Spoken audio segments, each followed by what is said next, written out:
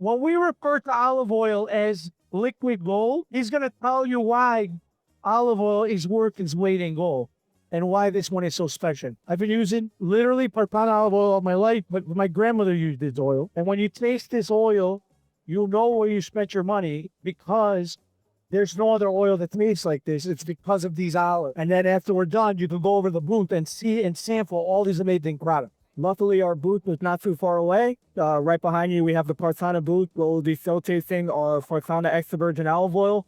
And probably the most famous thing at the Keith Expo year over year is our Sicilian soda. So same family, which a lot of people don't know, same part of Sicily. We manufacture 2 flavors as of right now, with the aranciata rossa and the limonata. We do have some good news that's coming not too far away. Within about a month, we're going to be bringing 2 new flavors here into the United States. One of them will be a pomegranate, and the other one will be a mandarino verde, which is a famous fruit that is grown in Catania, Sicily. It's so awesome. The cool part of this can is that this is not just a caricature picture. This is actually the town replicated on the can of exactly where this is at. Now, Andrew, I know on this can, there's some specific things like this bow, this castle, that card. Correct. Just tell us a little bit about the history of Partanna. There's a few things that I'd like to discuss that are just in particular about this can. Since 1916, we've been pressing olive oil in Sicily from these green Castelvetrano olives. We're one of the few, if not one of the only olive oil producers that sells here in the United States that's fully vertically integrated. We are a 5th generation family business, growing olives as far as we could trace back in history, which goes about 300 to 500 years old, which is some of the ages of the trees on our farm still today. We are acquiring new farmlands as well as we continue to expand, as the brand continues to grow, always kind of implementing our farming techniques to new farmers that surround us, new farms that will be acquired. And we were the first people to actually launch an agricultural club in Sicily, where essentially we will go onto their farms, teach them some of our technique. For example, we don't use any pesticides. One little tip that we do is take a piece of cotton and we soak it with some vinegar and we wrap it around our trees. So that way, when the insects try to crawl up during the harvest season, when the fruit is actually there, they hit that piece of cotton first, they get that smell, and they go right back down, which is very awesome. Can you imagine saying that you're growing trees to make olives, and you're so meticulous about the method of growing olives that you come up with a system so that you don't have infestation from the tree? Correct. And then there's also another special thing that I love. Tell me about the way you harvest. Is much different than everybody else.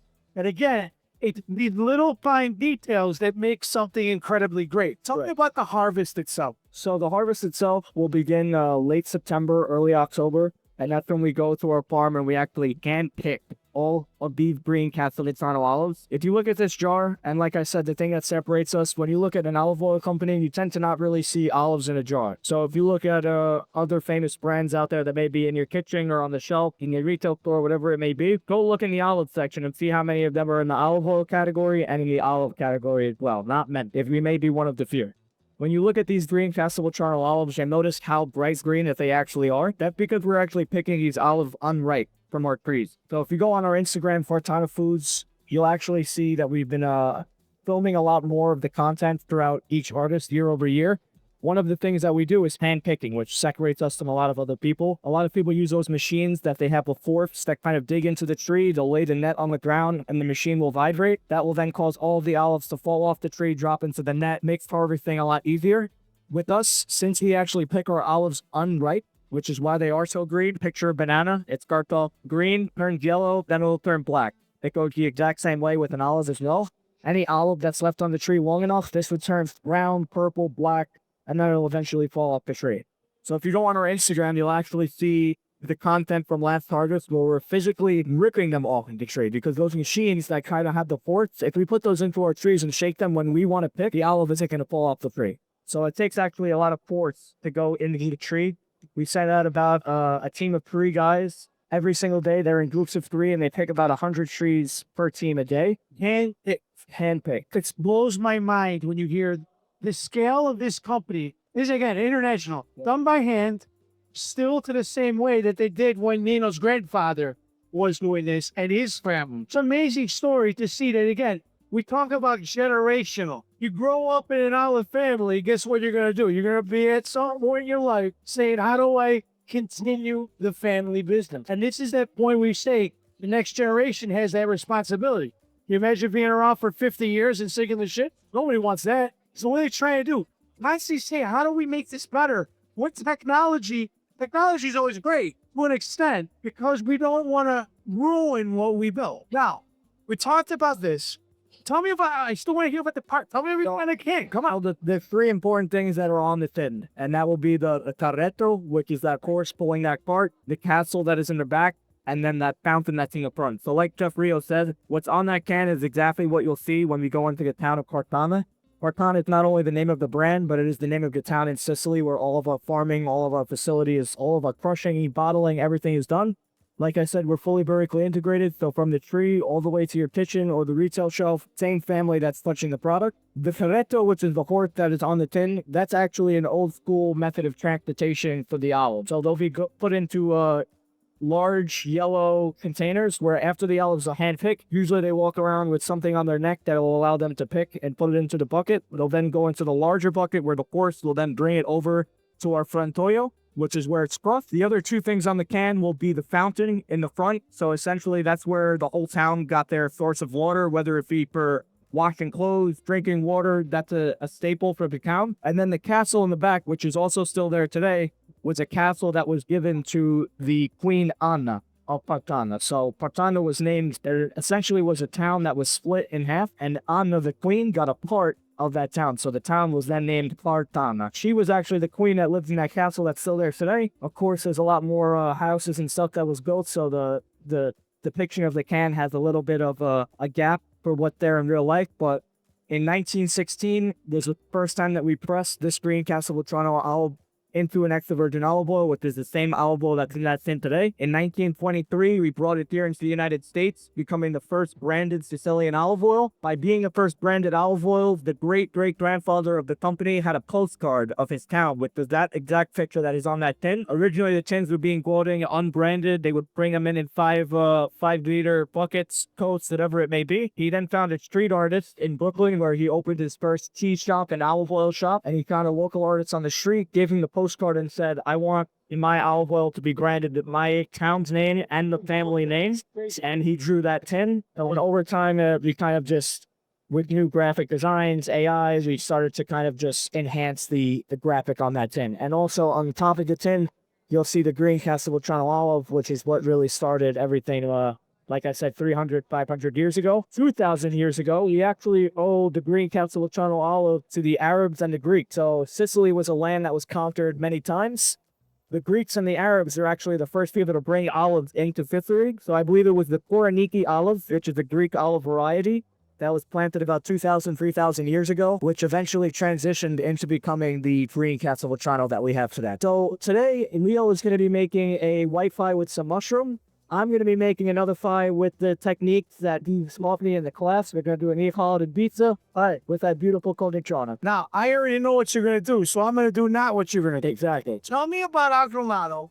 I'm going to start baking my pizza, Sounds but good. I'm going to talk about this white truffle on a mushroom pizza. And the thing I want you to know about this white truffle, when you smell and taste this stuff, most of the time it smells like chemicals. Because usually it's something that's enhanced and it's fake. This is like, I'll say like this, rattlesnake venom. Little goes a long way, right? When we put this on this pizza here, while Leo does that, I'm going to do some of the techniques that he taught me, which we're going to take our dough and we're going to go in a waffle formation. So the other two olive oils that I would like to talk about, which I will be using one of them on my pizza, is going to be the agrumati oils. So agrumati is the method of pressing when it comes to an extra virgin olive oil. So these two oils here are actually Castle Vetrano olive oils that are simultaneously crushed with citrus fruits. So for the orange, we use a Sicilian Moro orange, and for the lemon, we use a Verdelli lemon that comes from Syracuse. The pizza that I'll be making today is going to be a white pie. I'm going to do some, maybe I may do a little bit of a sopressata, sausage, whatever we really have in the back. And then when it comes out, I'm going to do some dollops of some ricotta. I got confetta and I got That sounds fantastic. Confetta is one of the better products. And then when it comes out, I'm going to do some dollops of pulled ricotta. And then I'm going to do a little bit of this lemon extra virgin olive oil. So it's going to be a nice lemon ricotta pie. I may have stretched my joke just as good as you, Chef Leo. The one thing that I am going to ask Chef Leo to do is take this pizza and put it on that peel and do it in the oven, because I do not want to risk not putting my pizza into the oven properly and ruining this beautiful pie that I'm going to make for you guys. Okay, now, we talked about this agrumato. You told them about how they make this, right? Correct. So we simultaneously crush the citrus fruit with the olive. There's no other ingredients inside. What these two olive oils are extremely potent, so they're almost like concentrates. For example, if you're going to pick a salad, you'll do about 90% of a regular olive oil and then 10% of this agrumati. Oh, and the flavor will really come right through. This spoon is bigger than container. It is now. We'll make it work. So the thing, it's really cool because when this goes, they use like centripetal force. Correct. We treat it exactly the same way that we make all of our other olive oils. We'll wash everything. Once it's picked, within about 4 to 6 hours, we'll bring it to our facility where everything is washed. Picture a washing machine. All of the debris, all of the dirt, the leaves, the branches will get separated, and the green Castelvetrano olive will come out on the other side. Same thing, picture that washing machine spinning at high speeds with that nice piece in the middle. The olive will be crushed and then turned into a paste. And then while it is spinning, due to the weight of olive oil and water, the difference, all citrus fruits and olives have a content of water and oil, so they naturally separate themselves. On one side, water will come out, and on the other side, olive oil will come out. So we'll get all of those essential oils from the skin of the fruit. We keep everything on. So when you taste these, or if you want to come up and smell them at the end of the demo, you'll really get the sense of the skin of the fruit, the rind, and it's, like I said, a very potent extra virgin olive oil. What I'm going to do is just put my finger on the top when this comes out and do a little drizzle, and the flavor of the pie will just be that beautiful citrus lemon flavor. So in that process, the part when the olive is just getting smashed, that's when the citrus fruit gets added. So the essential oils of the fruit, in this case, the orange, the lemon, some of the new ones that they got coming out, that's where that infusion happens. And all of a sudden, that essential oil of the fruit mixes with the oils from the olive and becomes this beautiful product. Agrumato was something that was virtually unheard of here in the United States, and it slowly started gaining popularity as guys like me started bringing it over and using it in front of. If we're talking about Neapolitan pizza, it's important to remember that even these ovens are certified by the Associazione Borracci Pizza Napolitana. So if you're gonna get a Neapolitan pizzeria certified by the AVPN, these are already certified and acceptable for that. Now, traditional Neapolitan dough, 4 ingredients: flour, water, salt, and yeast. Dough's never refrigerated. We made this dough yesterday evening, and it's been sitting ambient. You'll notice that it's probably a little looser than most people would like. I know that you're trying to impress I'm waiting for my everybody. I don't know, are you tending to get this off the table? You're going to do it for me. That's why I'm not going to risk it. I love it, Steve. We had a blast. 3 days. When you're like, it's fun thing when you have people collaborate, sponsors, all this. Like, I got pizza team, all these things, right? But it's another thing when you get so close to these guys that they're like buddies. Like, Andrew shows up and he's in my class, and he's like, "You know, I'm from New York. I make pizzas already." Like, "Oh, I get you." This kid killed it, man. And we had a blast. 3 days over there. Yeah, we did freaking hibachi, we sushi together. We did ramen. We did it all. But now, this all you're putting over here? I would like a little salami if they have it. If not, we'll put it in. We'll top it on after. Do you guys have any questions about any extra virgin olive oil? First, what the meaning of first cold press is? We got to discuss a little bit about that. So, What's an different product? we're going to be crushing extra virgin olive oil without using any additional teas. So the same way that we're sacrificing yield by taking these olives unripe, being so green, if we were to leave them on the tree, they're going to absorb more water. By absorbing more water, you're actually going to get more olive. You need salami, I'm your man. There you go. Look. So if you left it on the tree, the olive would grow bigger. We would get more olive oil, but the quality of that olive oil would be significantly less. So by picking it so young, we sacrifice yield and we get a lower quality. We sacrifice yield, but for a higher quality. Similarly, that's the same meaning as first cold press. So if you do a first cold press extra virgin olive oil, you're keeping it under a certain temperature. And by doing that, not using any additional heat, if you were to use heat, the fat would actually expand and your yield would increase. That would be a not first cold press extra virgin olive oil. Everything that we do is single source, monovarietal, first cold pressed. If you guys have any additional questions, please let me know. But you should definitely go grab one of those slices if you have a second with the white pie, a little bit of mushroom, and the Partanna white truffle olive oil. Last thing I'm going to do to this, just because I feel this looks a little naked, let's take a little, I know we're going to put the agrumato, but let's just do a little one of these. Absolutely. Give it a little love. And then let's go in this oven. Under 2 minutes, folks.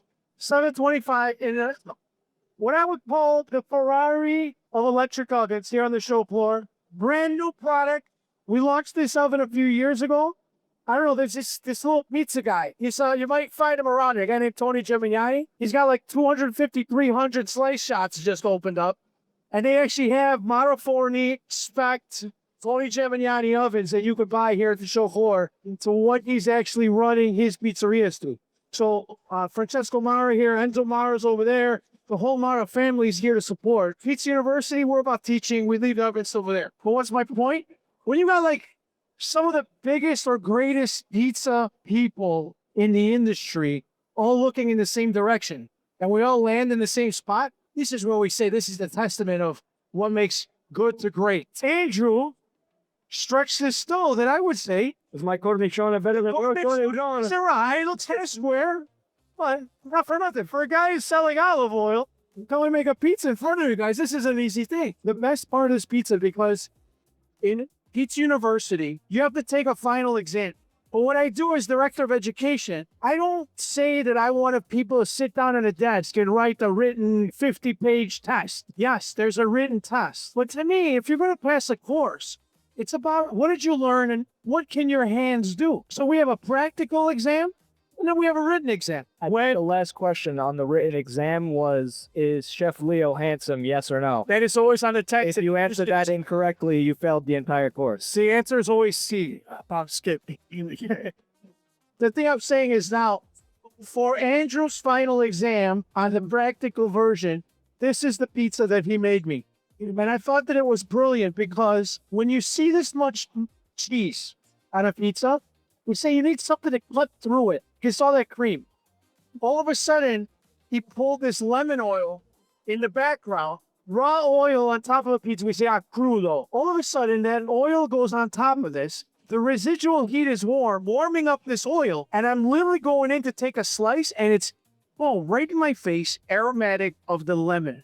Sicilian citrus fruit, there's no mistaking that if it came from there. Bring it over here. Let's do this. I'm going to cut it live over here. Bravo. Bye. Sicilian, lemons, oranges, best in the world. Go have a Sicilian cannoli, and they put the citron on the edge. You know the real stuff when you eat it, because it doesn't taste like candy. I'm waiting one more second. I like it. This on top, same thing. I'll pass this around so you guys can smell it. This on top, when you try this salami, this is Golfera right there.